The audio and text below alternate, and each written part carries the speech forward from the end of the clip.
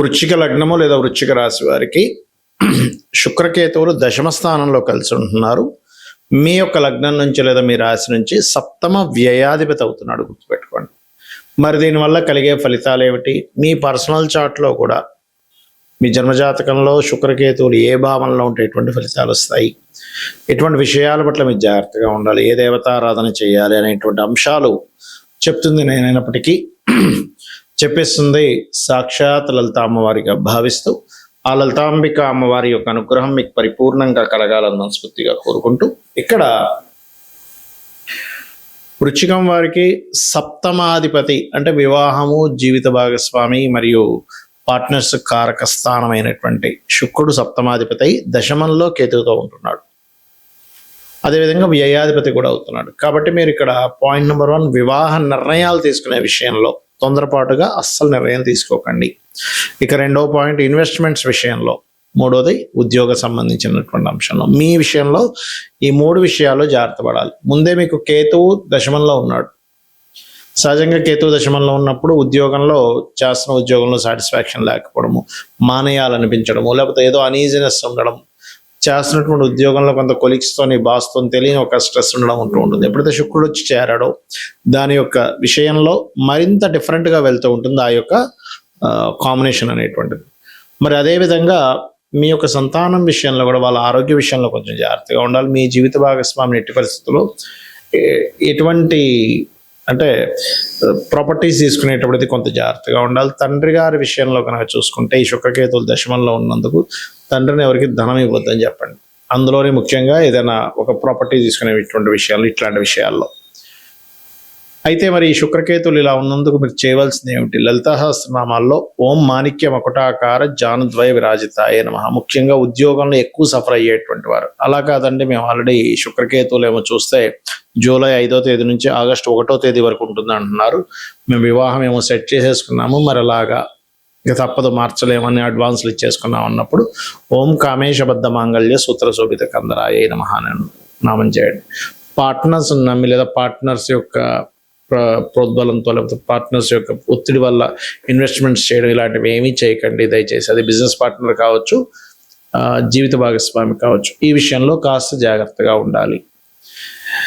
ఇక మీరు నిత్యము కాలభైరవుడి యొక్క అష్టకము లేదా దక్షిణామూర్తి యొక్క ఆరాధన చేయండి, అన్ని విధాలు బాగుంటుంది. మనకి ఈ శుక్రకేతువులు ప్రతి లగ్నానికి కూడా అంటే 12 లగ్నాల వారికి కూడా లగ్నం నుంచి 12 స్థానాల్లో ఉంటే ఏమిటి అనే విషయం కూడా ఇప్పుడు నేను మీకు చెప్తాను. శుక్రుడు కేతువు, శుక్రుడు అంటే లగ్జరీ, అదేవిధంగా ధనము, వివాహము, సౌఖ్యము, సుఖము, వీటన్నిటికీ కారకుడు శుక్రుడు. అదేవిధంగా కేతువు వైరాగ్యము, ఆటంకాలు, ఆధ్యాత్మికత, మరియు ఒక టాప్ పొజిషన్లోకి ఎవరు టచ్ చేయలేనంత పొజిషన్లోకి వెళ్ళిపోవడము, ఫ్లాగ్, ఇలా అన్నీ చెప్తూ ఉంటారు. ధ్వజము అంటూ ఉంటారు కేతువుని.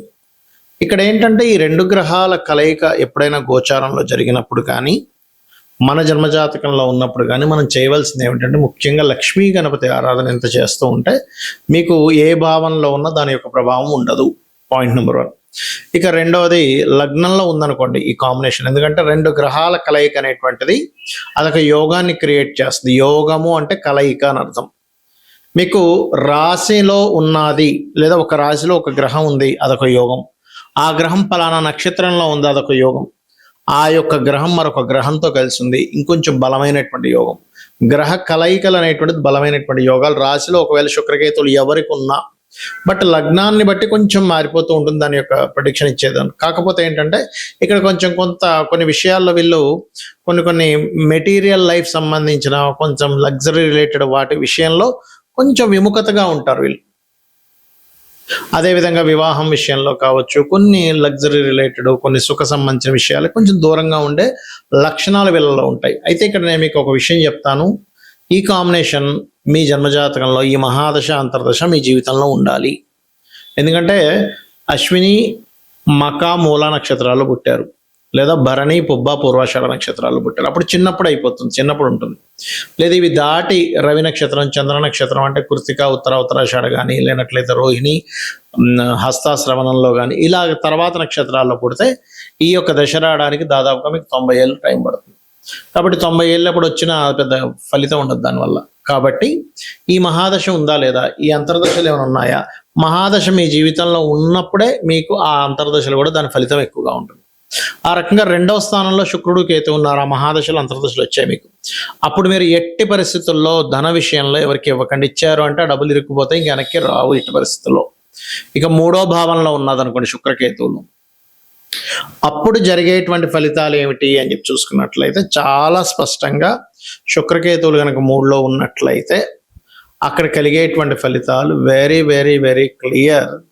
మీకు కమ్యూనికేషన్ రిలేటెడ్ స్త్రీలతోని కానీ ఎవరితోనైనా మాట్లాడుకునేటప్పుడు మధ్యవర్తిత్వంగా ధనం అంటే ఎవరికో మనం డబ్బులు ఇప్పిస్తున్నాం, మనం మధ్యలో ఉండి మనం సంతకం పెట్టాం చూడండి, మనం ఒక్కోసారి ఈయన సాక్ష్యంతకం పెట్టినందుకు లేకపోతే ఈయన హామీగా ఉన్నందుకు ఈయన కట్టాల్సి వచ్చిందండి అంటూ ఉంటారు. ఎట్టి పరిస్థితుల్లో కూడా మీరు మధ్యవర్తిత్వంగా ఉండకూడదు శుక్రకేతువులు 3లో ఉన్నట్లయితే. అయితే ఒక్కోసారి ప్రతిసారి శుక్రకేతువులే కాదు, ధనాధిపతి పాపకత్తెరలో ఉన్నా లేకపోతే 3వ స్థానంలో ఉండే గ్రహాల చేత అస్తంగత్వంలో ఉన్నా సరే ధనాధిపతి ఈ రకమైన ఫలితాలు వస్తాయి. చాలా లాట్ ఆఫ్ కాంబినేషన్స్ ఉంటాయి మనం మధ్యవర్తిత్వంగా వెళ్ళి ఇబ్బంది పడుతున్నామంటే. అదేవిధంగా శుక్రకేతువులు 4లో ఉన్నారు. పొరపాటును కూడా మీ పేరు మీద ఎటువంటి వాహనాలు, గృహాలు ఉండకూడదు. సహజంగానే కేతు కనుక లగ్నం నుంచి 4వ భావంలో ఉంటే వాళ్ళు ఎట్టి పరిస్థితుల్లో మెటీరియల్ రిలేటెడ్ సంబంధించిన వాళ్ళ పేరు మీద ఉండకపోతే వాళ్ళు చాలా హ్యాపీగా ఉంటారు. ఉన్నా కొద్దీ ఏదో ఒక ఇబ్బంది అనేటువంటిది ప్రారంభం అవుతూ ఉంటుంది, గుర్తుపెట్టుకోండి. కాబట్టి ఇది కాకపోతే వాళ్ళ ఇంట్లో కనుక అమ్మవారిని నిత్యము పూజిస్తూ గణపతిని పూజిస్తూ ఉంటే అది మళ్ళీ పాజిటివ్గా మారుతుంది. ఒక యోగం అనేటువంటిది కొన్నిసార్లు కొన్ని వాటి వల్ల అది పాజిటివ్గా కూడా మారుతుంది. ఎలా అంటే ఇప్పుడు ఒక వ్యక్తి బాగా చెస్ ఆడుతున్నాడు, చెస్లో బాగా నిష్ణాతుడు, అతను చెస్ గేమ్లోకి వెళ్తే ఆయన గొప్ప వ్యక్తి అవుతాడు, కానీ ఆయన వెళ్ళి మనల్ని క్రికెట్ ఆడమంటే ఆడలేడు. ఎందుకు? క్రికెట్లో ఓడిపోయినంత మాత్రం, క్రికెట్లో లేనంత మాత్రాన అతను ఆ యొక్క జీవుడు ఎందుకు పనికిరాడని కాదు, అతనికి ఏ యోగం ఉందో, దేనిలో తెలివితేటలున్నాయి దాంట్లోకి వెళ్ళగలగాలి. ఈ యొక్క విషయాన్ని చాలా స్పష్టంగా చెప్పేది ఆస్ట్రాలజీ, గుర్తుపెట్టుకోండి. పంచమంలో ఉన్నాడు శుక్రకేతువులు. అలాంటప్పుడు సమ్ టైమ్స్ కొంతమందికి స్త్రీ సంతానం కలగడము, సంతానం దూరంగా ఉండడం, సంతానం పొందే విషయంలో కొన్ని ఇబ్బందులు రావడం అనేటువంటివి జరుగుతూ ఉంటాయి. అదేవిధంగా పంచమంలో ఉన్నప్పుడు ఉపాసనా మార్గంలో ఉంటే, అది కూడా లక్ష్మీ గణపతి ఉపాసనా మార్గంలో ఉంటే అన్ని విజయాలు జరుగుతాయి వీళ్ళకి. 6వ భావంలో ఉన్నప్పుడు ఎట్టి పరిస్థితుల్లో కూడా స్త్రీలతో, ఎందుకంటే ఇది స్త్రీ శాపం కింద చెప్తారు, స్త్రీలతో గొడవలు పెట్టుకోవడం కానీ స్త్రీలతో అనవసరమైనటువంటి వీటిలో కానీ వెళ్ళకూడదు. వివాహం చేసుకునేటప్పుడు కూడా కాస్త జాగ్రత్తగా ఉండాలి, 6లో ఉన్నా 7లో ఉన్నా కూడా. ఇక అష్టమ స్థానంలో ఉన్నప్పుడు వాహనాల మీద వెళ్ళేటప్పుడు కాస్త జాగ్రత్తగా వెళ్తూ ఉండాలి. అతి వేగం అనేటువంటిది అస్సలు పనికిరాదు, గుర్తుపెట్టుకోండి. భాగ్యస్థానంలో ఉన్నాడు, ఎక్కువగా అమ్మవారి క్షేత్రాలకు వెళ్తే వీళ్ళ లైఫ్ అనేటువంటిది మంచి టర్నింగ్ తీసుకుంటుంది. దశమ స్థానంలో శుక్రకేతువులు కలిసి ఉన్నప్పుడు ఏమవుతుంది అంటే వీళ్ళు చేసేటువంటి ఉద్యోగంలో కొన్నిసార్లు స్త్రీ మూలకంగా, అది స్త్రీకైనా పురుషుడికైనా స్త్రీ మూలకంగానే వీళ్ళకి ఇబ్బందులు వస్తూ ఉంటాయి. కాబట్టి అక్కడ ఉండేటువంటి స్త్రీలతో ఎటువంటి ఇవి పెట్టుకోకుండా చాలా జాగ్రత్తగా మీ పని అనేది మీరు చేసుకొని రావడం చాలా ముఖ్యం. ఒక్కోసారి సమ్ టైమ్స్ ఏమవుతుందంటే బాసే స్త్రీమూర్తి అవుతుంది అక్కడ. అప్పుడు ఇదంతా ఎందుకు ఉంటుంది, వాళ్ళేదో పని కట్టుకొని కావాలని చేయడం పక్కన పెడితే వీళ్ళకి యోగం కర్మకారకుడు, అంటే పూర్వజన్మ కర్మ ఉంది, అంటే పూర్వజన్మలో వీళ్ళు ఏదో స్త్రీని ఆ యొక్క జీవుడిని ఏదో అన్నారు, ఆ కర్మ ఈ రూపంలో వచ్చిందనమాట. లాభస్థానంలో గనక శుక్రకేతువులు ఉంటాయి, వీళ్ళు స్పిరిచువల్ రిలేటెడ్ సంబంధించినవి కార్యక్రమాలు చేయడానికి బాగుంటుంది, కానీ ఫ్యాషన్ రిలేటెడ్ సంబంధించిన విషయాలకు మాత్రం ఇబ్బంది వస్తుంది. అలాగే మరొక విషయం ఏంటంటే ఇక్కడ గమనించుకున్నట్లయితే ఇక్కడ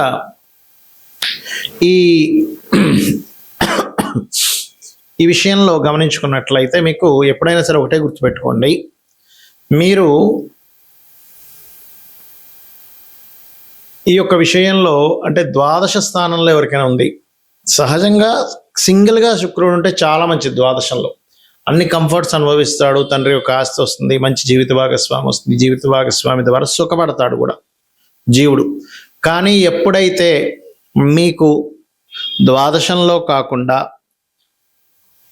ఏకాదశంలో శుక్రుడు ఉంటే మంచిది కాదు, ఇది ఒకటి. అయితే ఇక్కడ ఏంటంటే ద్వాదశంలో శుక్రుడితో పాటు కేతు ఉంటే మళ్ళీ మంచిది కాదు. ఎందుకు?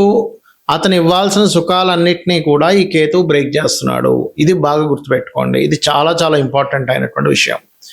అలాగే ఈ యొక్క గ్రహస్థితులు ఎలాగున్నప్పటికీ కూడా మీరు అమ్మవారి ఆరాధన, లలితా సహస్రనామాలు, అందులో ముఖ్యంగా ఈ శుక్రకేతు కాంబినేషన్ ఉండేటువంటి వారు ఒక నామం 2 నామాలు కలిపి కనుక లలితా సహస్రనామాలు చేసుకుంటే అద్భుతమైన ఫలితాలు వస్తాయి. ఏమిటది అంటే ఓం కామేశ్వర ముఖాలోక కల్పిత శ్రీ గణేశ్వర ఓం శ్రీమాత్రే నమః. ఇది గనక మీరు చేశారు ఖచ్చితంగా బాగుంటుంది. లేదంటే మాకు ధనస్థానంలో ఉండి చాలా ఇబ్బంది కలుగుతుంది అనుకునేటువంటి వారు ఓం సంపత్కరీ సమారూఢ సింధుర వ్రజ సేవితాయ నమః. ఇక్కడ ఏంటి, ఒక్కొక్కసారి శుక్రకేతువులు ఉన్న ఒక్కొక్కసారి మంచి జరుగుతుంది. ఎందుకు అంటే వాళ్ళు దానికి సంబంధించిన ఫీల్డ్స్లో ఉంటారు, లేదా ఆ శుక్రకేతువులు ఒక్కొక్కసారి శుభకత్తెరలో ఉంటారు. అంటే 2 శుభగ్రహాల మధ్యన ఉన్నప్పుడు శుక్రకేతు ప్రభావం తగ్గుతుంది. ఇలా ప్రతి విషయాన్ని కీన్గా అబ్జర్వ్ చేసి మనం డెసిషన్ తీసుకోవాలి, కానీ వెంటనే శుక్రకేతువులు కనబడగానే భయపడిపోవడము అలా అనుకోవడం కాదు. సో ఈ రకంగా చేసుకోండి, అన్ని విధాలా మీకు బాగుంటుంది. అమ్మవారి యొక్క అనుగ్రహం మీకు పరిపూర్ణంగా కలగాలని మనస్ఫూర్తిగా కోరుకుంటున్నాను. శ్రీమాత్రే నమః.